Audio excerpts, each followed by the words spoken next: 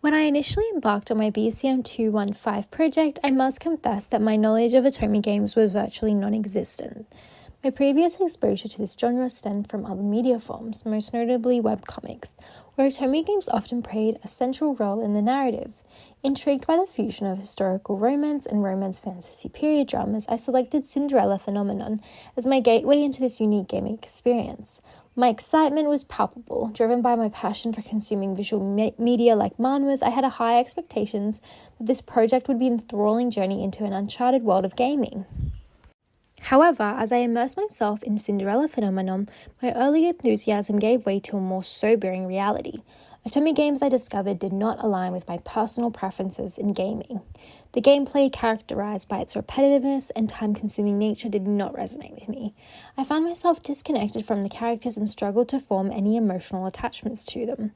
The story felt uninspiring, lacking the depth and richness I had anticipated. Scenes seemed to drag on endlessly, and the main character, Lucette, came across as unlikable.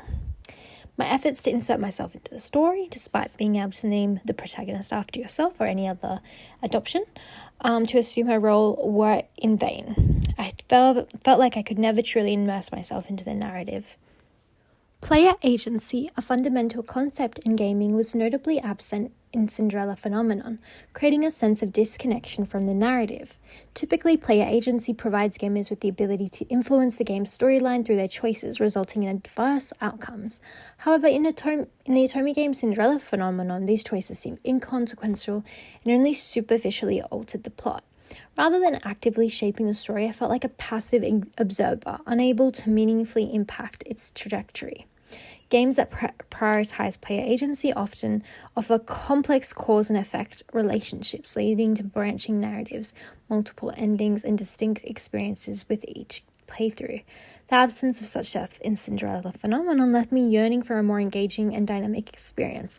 While I acknowledge that not all Otome games follow the same approach, this particular title lack of meaningful player agency diminished my sense of involvement and immersion in the story. It highlights the crucial role of player agency in narrative-driven gaming. It serves as a bridge between passive consumption and active participation, transforming games into captivating and interactive experiences. Within Cinderella Phenomenon, the absence of this vital element was a missed opportunity to provide players with a richer and more engaging storytelling experience. Within Otome games, visuals play a pivotal role in engaging players and conveying the essence of the characters. Unfortunately, Cinderella Phenomenon fell short of expectations in this department. Despite the genre's emphasis on captivating visuals, the characters in this game were presented as static, two-dimensional images that lacked the depth and dynamicism I had anticipated. This static nature not only hindered the development of a meaningful connection with the characters, but also detracted from the immersive experience I was hoping for. In Otome games, characters are typically designed to be visually appealing, and their expressions and movements are meant to convey a wide array of emotions. This visual storytelling is essential for players to form attachments to the characters and become engrossed in their narratives. However, the static nature of the characters in the Cinderella Phenomenon created a barrier to achieving this level of engagement.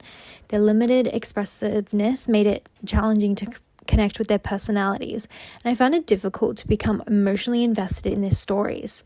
This underscored the importance of visuals in Otome games and how they can significantly impact the player's ability to connect with the characters and their overall game experience. Reflecting on this experience, I find myself pondering the appeal of Otome games compared to traditional narrative media like novels and webcomics. The later mediums, I believe, offer a more immersive experience with richer character development and dynamic visuals. It is essential to acknowledge that my personal experience with Otome games does not necessarily reflect the broader sentiment of all Otome players. The genre undoubtedly boasts a dedicated fan base, as evidenced by the substantial followings on platforms like Reddit, with over 85,000 followers. However, within the expansive landscape of the gaming industry, Otome games occupy a niche space. This disparity between niche appeal and the wider gaming genre raises important questions about the unique attributes that Otome games offer to their diverse audience. In summary, my journey into Otome games through Cinderella Phenomenon has provided valuable insights into this distinct gaming genre. It's also sparked a deeper curiosity about the varied experiences of Otome game players. prompting me to explore this genre's significance within the broader context of the gaming world.